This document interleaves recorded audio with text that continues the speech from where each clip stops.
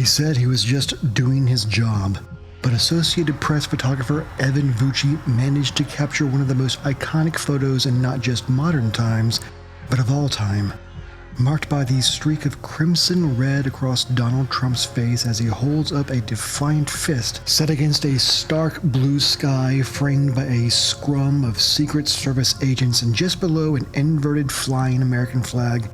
It was taken just moments after an assassination attempt, a bullet having cut through the former president's right ear, taken just mere moments before the crowd burst into a chant of USA, USA, USA, and immortalized right in the middle of the moment when Trump would tell the Secret Service agents to wait so he could look at the crowd, put his fist in the air and say, "Fight, fight, fight."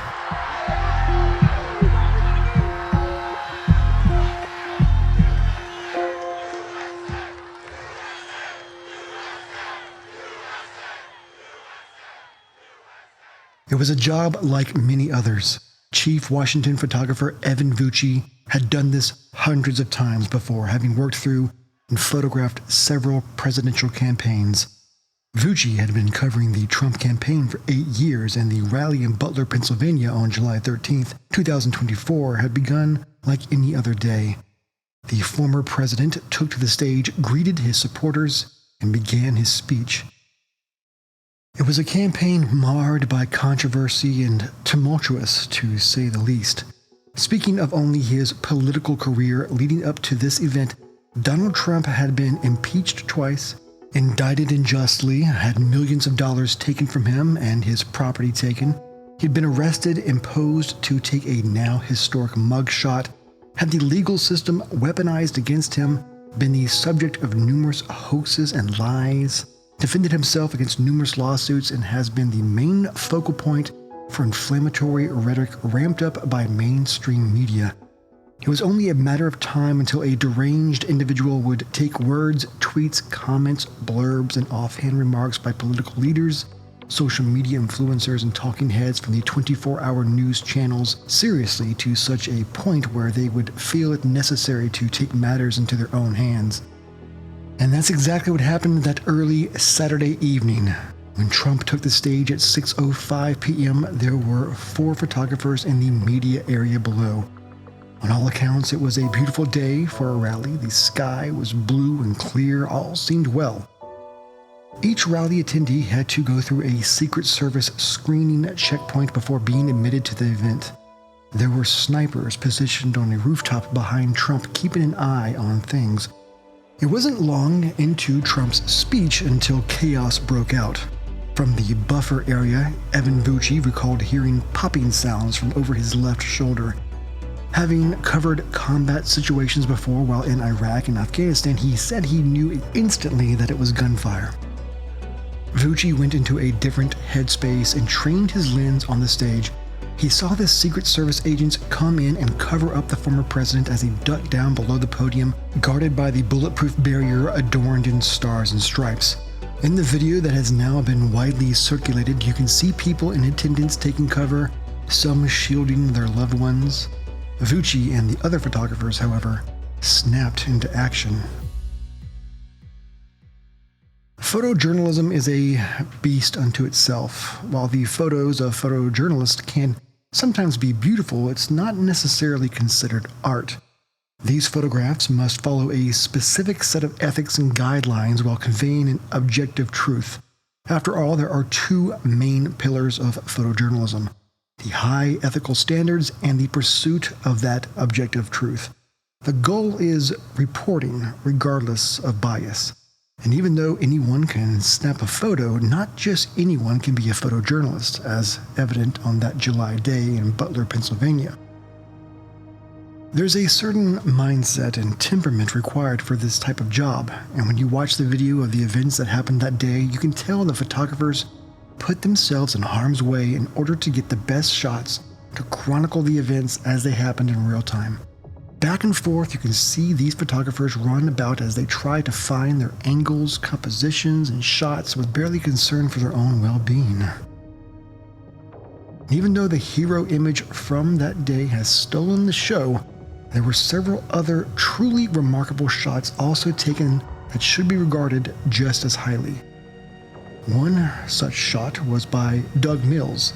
Mills had been covering presidents for more than 40 years, but the New York Times photographer had never experienced anything like he did that Saturday. When Mills heard the gunshots, he thought it might have been a motorcycle or maybe a tractor backfiring, but it was from his vantage point that Mills captured one of the most famous photos of the shooting, an image of the actual bullet whizzing past Trump's head. He took it and he didn't even realize what he had until later. As he sent back the images to his editor, he knew he had some great shots and knew he documented the events as Trump was being shot at. But it was when his editor, Jennifer Mossbrucker, called that she informed him they had one frame where the bullet could actually be seen behind the former president's head. It was a 1 in a million shot. He had been photographing at such a high frame rate that he just happened to catch the bullet in flight after it grazed the side of Trump's ear. Another photo, and one of the other most widely circulated images so far, was by Anna Moneymaker, a Getty Images photographer. She thought the gunshots ringing out were fireworks at first. After all, July the 4th was still in recent memory. She recalled hearing the crowd screaming and how some wranglers were telling everyone to get down. She said she just kept her finger on the shutter button and managed to capture the shot of Trump's bloodied face beside his hat's American flag through the legs of a Secret Service agent. At that time, the extent of his injuries was still unclear. Each of the photographers talked about how important it was to remain as calm as they could be and stay focused on their job at that time.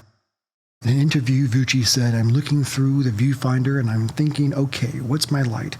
Where's the composition? I'm telling myself, slow down, frame, compose, all the things that photographers tell themselves. It's so important in that moment not to just slam on the motor drive just to hope you can get something. You've got to continue to make photos. You're not taking photos, you're making them." Indeed, the fight photo is an exceptionally composed photo. Vucci's point of view was low, looking up with the camera. This makes Trump appear elevated and larger to the unseen horizon, the vast blue of the sky. He is the central figure, surrounded by agents who are shielding his body. These agents create a triangular composition that draws your eye to Trump, who is slightly to the left of an inverted American flag. Few people have drawn the significance of the position of this flag. To us, it appears upside down in relation to the president. This upside-down orientation is often used in protest to symbolize a nation in peril. Furthermore, there is an agent in the photo whose glasses are concealing his eyes, appearing to look right into the camera. This draws the viewer in and mirrors our gaze at the photograph. The colors are strong, with a clear blue sky and the red, white, and blue of the flag complementing the smear of blood on Trump's face. It reminds us of another iconic photo, the raising of the flag on Iwo Jima by Joe Rosenthal, a photo depicting 4 Marines clustered together to raise and plant the American flag, their bodies forming a triangle structure in the center of the frame. The New York Post ran the photo across the front page on Sunday with a headline describing the president as bloodied but unbowed. Time magazine put it on its cover with the caption of "A legendary American photograph." The Atlantic called it undeniably one of the great compositions in U.S. photographic history, while the New York Times journalist said it was the pinnacle of photojournalism, a perfectly framed and composed image of historic breaking news. And even though Vucci covered the wars in Iraq and Afghanistan, as well as both presidencies of Trump and Joe Biden, there are still, I'm sure, many more pictures left for Evan Vucci to take. And when asked which of the thousands of photos he's taken over the years is his favorite, he simply remarks, "The next one. The next one." In 2020, Evan Vucci won the Pulitzer Prize for a photograph of protest after George Floyd's death. And as of July 15th, when I began writing this piece, there is still information coming out on the events of the assassination attempt of Donald Trump. Not everything is known, and speculation is still rampant at this point. We are still learning about what happened, the would-be assassin's motives, the fate of the coming election, but One thing is clear. Another Pulitzer Prize could very well be in the cards for Evan Vucci. Unfortunately, in the hail of bullets that barreled down towards Donald Trump, a rally-goer in the crowd was struck by one of the bullets. His name was Corey Comparator, a firefighter from the Buffalo Township Fire Department. When the gunfire started, Comparator dove on his family to protect them. He was known as a family man who served his community and was quick to help friends in need. In addition to Comparator, 2 other people were injured during the incident. David Dutch and James Copenhaver were injured, but as of this writing are in stable condition. During the chaos of that day, as the Secret Service agents helped pull Donald Trump to his feet, after suffering a bullet grazing the side of his head, the crowd was still unaware of his condition and the severity of the situation. As the agents moved around in circles to block the former president's body and head, those closest in the crowd and even those at home could hear the agents shouting commands on what they needed to do and how they needed to get him to the SUV to evacuate. People in the news media, people in the crowd, and even those at home watched on as the Secret Service agents circled around the bloodied former president. At this point, no one knew the extent of his injuries, if he'd been shot somewhere else, if he was okay. You could see it on the faces of everyone in the crowd behind him. It was when Trump told the agents to wait that he pushed through their arms so he could raise a defiant fist to the crowd, telling them that not only was he okay, but that he and they would continue to fight.